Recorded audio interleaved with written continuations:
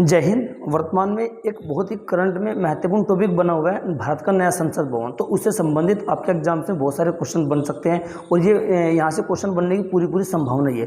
तो भारत के नए संसद भवन में विशेषता क्या क्या है, क्या क्या उससे आपके एग्जाम में क्वेश्चन बनेंगे, क्या क्या इससे संबंधित फैक्ट है, आज हम तमाम बातों पर चर्चा करेंगे। वीडियो को अंत तक जरूर देखिएगा।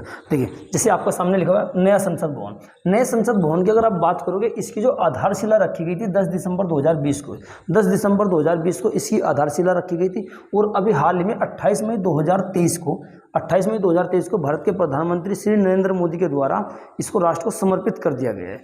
अब इसके राष्ट्र को समर्पित करने के उद्घाटन समारोह में ही एक 75 रुपये का सिक्का भी जारी किया गया है। तो तीनों क्वेश्चन आपको यहाँ से ध्यान रखने हैं। इसकी आधारशिला की बात करें तो 10 दिसंबर 2020 को है, और अगर इसकी बात करें कि इसका राष्ट्र को समर्पित कब किया गया तो 28 मई 2023 को। और कितने रुपए का सिक्का जारी किया गया? 75 रुपये का सिक्का इसके उद्घाटन समारोह पर जारी किया गया।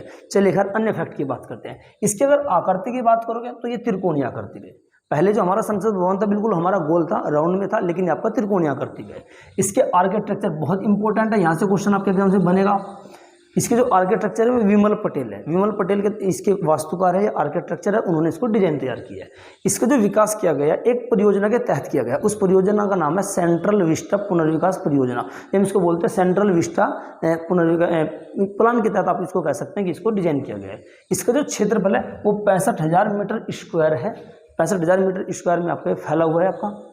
और इसमें लोकसभा और राज्यसभा सीटों की बात करें तो दोनों की सीट आपकी बहुत ज़्यादा बढ़ा दी गई है पहले के मुकाबले। लोकसभा की सीट वर्तमान में 888 होगी, जो हमारा नया संसद भवन होगा, और राज्यसभा की सीट इसमें 384 होने वाली है। तो यहाँ से क्वेश्चन आपके एग्जाम से बिल्कुल यहाँ से बनने वाले हैं। आप इन चीज़ों को अच्छे से नोटिस कर सकते हैं, उनको तैयार कर सकते हैं। इसमें जो खर्च आया है वो आपका 1200 करोड़ रुपये का खर्चा है। लगभग कितने खर्चा है आपका? 1200 करोड़ रुपये का।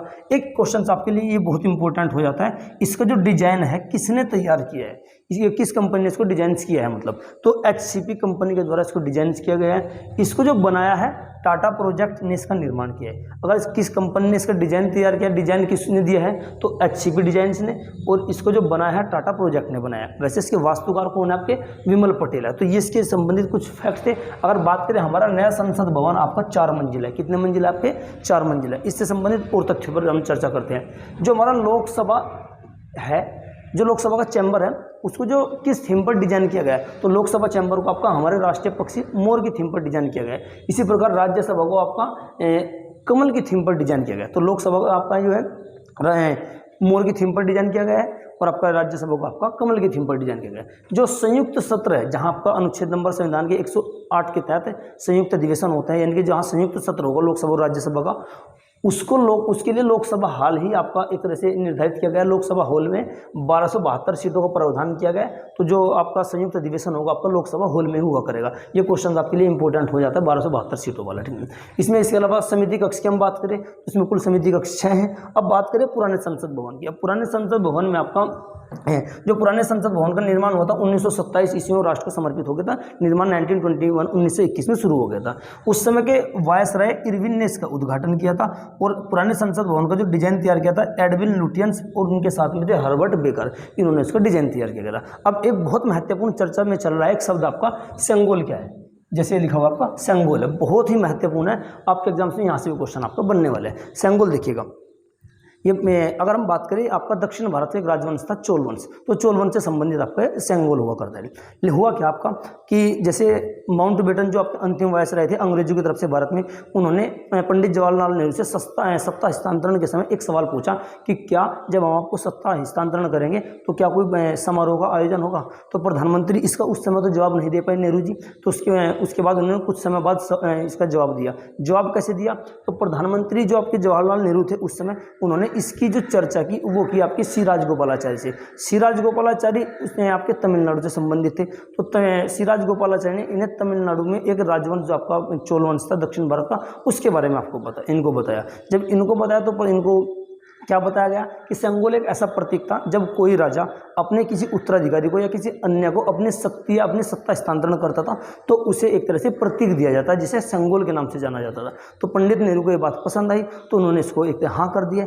अब इसका डिजाइन तैयार कराया गया। डिजाइन इसको सेंगोल को बनवा करके माउंट बेटन को सौंपा गया, और माउंट बेटन के द्वारा एक समारोह में औपचारिक रूप से हमारे जो देश के उस समय के प्रधानमंत्री थे पंडित जवाहरलाल नेहरू को सौंप दिया गया। तो सेंगोल एक प्रतीक है जब सत्ता हस्तांतरण की जाती है और इसका मूलतः संबंध आपका चोल वंश से।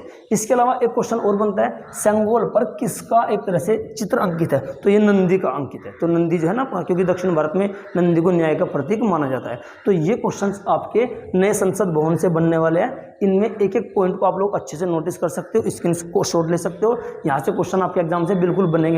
हाँ, एक पॉइंट और बचा हुआ आपका, हमारे नए संसद भवन में 3 द्वार है। कितने द्वार है? 3 द्वार है। एक द्वार का नाम ज्ञान द्वार है, एक शक्ति द्वार है और एक आपका कर्म द्वार है। तो ज्ञान द्वार, शक्ति द्वार और आपका कर्म द्वार, ये 3 आपके यहाँ से संबंधित क्वेश्चन है। अगर आगामी एग्जाम से यहाँ से संबंधित कोई क्वेश्चन आएगा तो लगभग इनमें से आ जाएगा, इससे बाहर कोई क्वेश्चन नहीं आएगा। तो मिलते हैं अगली वीडियो में, तब तक के लिए जय हिंद।